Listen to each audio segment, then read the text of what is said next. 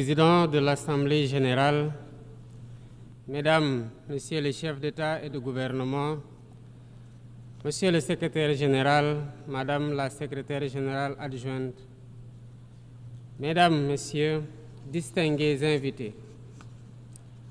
Avant tout propos, je voudrais saisir cette tribune pour saluer à nouveau la mémoire de mon compatriote, Amadou Makhtar Mbow, qui vient de nous quitter.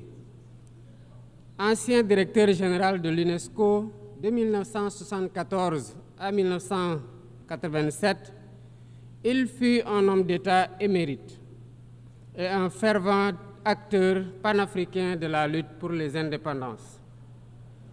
Je félicite M. Philomène Yang pour son élection à la présidence de cette Assemblée générale des Nations unies, ainsi que son prédécesseur, pour sa contribution à la mise en œuvre de notre agenda commun. À travers vous, je formule mes vœux de succès dans la conduite de nos travaux. Je salue également l'engagement constant du secrétaire général Antonio Guterres, dont les efforts pour promouvoir la paix, la dignité humaine et le multilatéralisme sont plus que jamais nécessaires. Le Sénégal renouvelle son plein soutien à sa mission en ces temps de turbulence mondiale. En prenant la parole aujourd'hui, je suis habité d'une conviction profonde: l'unité dans la diversité est la clé pour garantir le développement durable et la dignité humaine pour tous, partout dans le monde. Ce thème de la présente session, qui guide nos discussions, nous invite à repenser nos responsabilités collectives et à nous assurer que les principes fondamentaux des Nations unies, définis il y a près de 8 décennies, continuent de porter la promesse d'un monde plus juste et plus équitable. Mesdames, Messieurs, nous vivons dans un monde troublé, où les principes de la Charte des Nations unies, qui prônent l'égalité, la justice et le respect des droits humains, sont chaque jour mis en mal. Les conflits s'étendent, les inégalités se creusent et les crises climatiques aggravent la vulnérabilité de millions de personnes à travers le monde. De surcroît, nous assistons à une remise en cause inquiétante du multilatéralisme, à un moment où l'humanité en a le plus besoin. Le monde doit se regarder en face, sans complaisance. Les valeurs que nous avons juré de défendre sont piétinées dans plusieurs régions du globe. Que l'on soit à Gaza, à Tel Aviv, à Dakar ou ailleurs, chaque être humain est porteur de cette égale dignité, une dignité qui transcende les frontières, les cultures et les appartenances religieuses. C'est notre devoir à tous de veiller à ce que cette dignité soit protégée et respectée pour chaque être humain, sans exception. Ce devoir est l'essence même des Nations unies. Pourtant, nous constatons chaque jour que le droit international, ciment de la paix mondiale, est souvent violé. Des résolutions adoptées par cette Assemblée sont ignorées. En tolérant ces violences répétées, nous foulons aux pieds les principes de la Charte des Nations unies et sapons les fondements même de cette maison de la paix. Jamais les fondements des Nations unies n'ont autant vacillé qu'en ces temps de violence et de peur et d'incertitude. Si nous voulons éloigner le spectre de la guerre et œuvrer à l'avènement d'un monde meilleur, alors il est temps de changer les paradigmes. Il est temps de remettre l'humain au centre de l'agenda international, comme nous y invite le thème de cette session.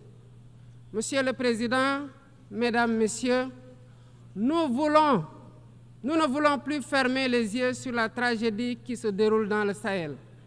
Des groupes terroristes sèment la terreur, pillent, tuent les populations civiles innocentes.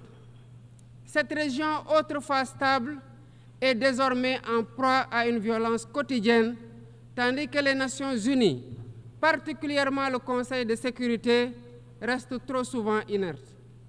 De même, nous ne pouvons pas accepter que le Sahel devienne le théâtre de rivalités de puissances étrangères dont les affrontements ne font qu'aggraver la déstabilisation de la région. Je dois rappeler ici que la paix et la sécurité de l'Afrique sont indissociables de la paix mondiale. Il est impératif que le Conseil de sécurité remplisse pleinement son rôle de garant de la stabilité internationale. J'exprime à nouveau la préoccupation du Sénégal face à la situation tragique qui perdure en Palestine. Des générations entières y ont grandi sous l'ombre de l'oppression, privées de leur droit fondamental à un État viable. Le Sénégal, en tant que président du Comité pour l'exercice des droits inaliénables du peuple palestinien, appelle à un cessez-le-feu immédiat et durable. Nous réitérons notre soutien à la solution des deux États, avec Jérusalem-Est comme capitale de la Palestine, conformément aux résolutions pertinentes des Nations Unies. Cette guerre qui n'épargne ni femmes, ni enfants, ni infrastructures vitales est une plaie ouverte sur la conscience internationale. Il est impératif que le droit international humanitaire soit rétabli dans toutes les zones de conflit et que les Nations Unies jouent pleinement leur rôle de médiateur et de garant de la paix. Mesdames et messieurs, la paix n'est pas seulement l'absence de guerre. La paix, c'est aussi la possibilité pour chaque être humain de vivre dans la dignité, de se nourrir, de se loger, de s'éduquer et de recevoir des soins.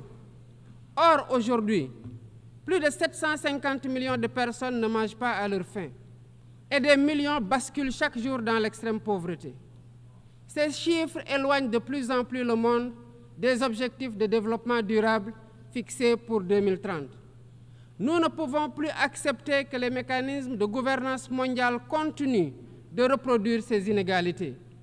Il est alors temps de rompre avec la logique du chacun pour soi et de bâtir un nouveau contrat social global fondé sur la solidarité et la coopération. Ce contrat doit inclure des réformes majeures pour s'attaquer aux défis politiques, économiques, environnementaux de notre époque. Premièrement, il est impératif de sauvegarder et de renforcer le multilatéralisme comme cadre unique d'action pour la paix et la sécurité internationale. Cela passe par une réforme urgente des institutions mondiales, notamment le Conseil de sécurité, le FMI, la Banque mondiale, afin qu'elles soient plus inclusives et qu'elles reflètent les réalités géopolitiques et économiques actuelles. Le continent africain, en particulier, doit avoir une place plus importante dans ces instances de décision. Deuxièmement, il est temps de corriger les injustices économiques qui freinent le développement de nombreux pays du Sud. Le commerce illégal, l'évasion fiscale, les flux financiers illicites et les congés fiscaux abusifs ruinent les pays en développement, notamment en Afrique. Ces injustices doivent être corrigées pour permettre à tous les pays de participer pleinement au commerce mondial et de bénéficier de la croissance économique. Troisièmement, il est essentiel de garantir avec détermination et d'agir avec détermination contre le réchauffement climatique en respectant le principe de responsabilité commune mais différenciée. Les pays industrialisés responsables historiques des émissions massives de gaz à effet de serre doivent intensifier leurs efforts pour financer une transition énergétique juste et équitable qui ne pénalise pas les pays en développement. Nous devons impérativement protéger notre planète sans sacrifier les droits des nations les plus vulnérables à poursuivre leur développement. Quatrièmement, il est nécessaire de rompre avec toute tentative d'imposer des normes civilisationnelles unilatérales. Depuis son indépendance, le Sénégal a toujours défendu l'égale dignité des cultures et des civilisations. Et cette diversité doit continuer à être la base de la coexistence pacifique entre les peuples. Aucune nation ne devrait imposer aux autres ses pratiques ou ses valeurs comme normes universelles. Le respect des différences est le fondement de la stabilité et de la paix dans le monde. Mesdames et messieurs, le Sénégal est fermement engagé dans cette voie. Nous avons choisi de bâtir un État résolument tourné vers le développement durable avec des initiatives ambitieuses dans des domaines tels que les énergies propres, la souveraineté alimentaire et la gouvernance transparente. Mais nous savons que pour réussir, nous avons besoin de l'action collective et de la solidarité internationale. Aucun pays, aussi puissant soit-il, ne peut relever seuls les défis qui menacent l'humanité. Il nous faut donc agir ensemble, unis dans la diversité, pour construire un avenir où la dignité humaine est respectée, où la justice prévaut et où la prospérité est partagée. C'est par la coopération et le respect mutuel que nous surmonterons les crises qui secouent notre monde. Je vous remercie de votre aimable attention.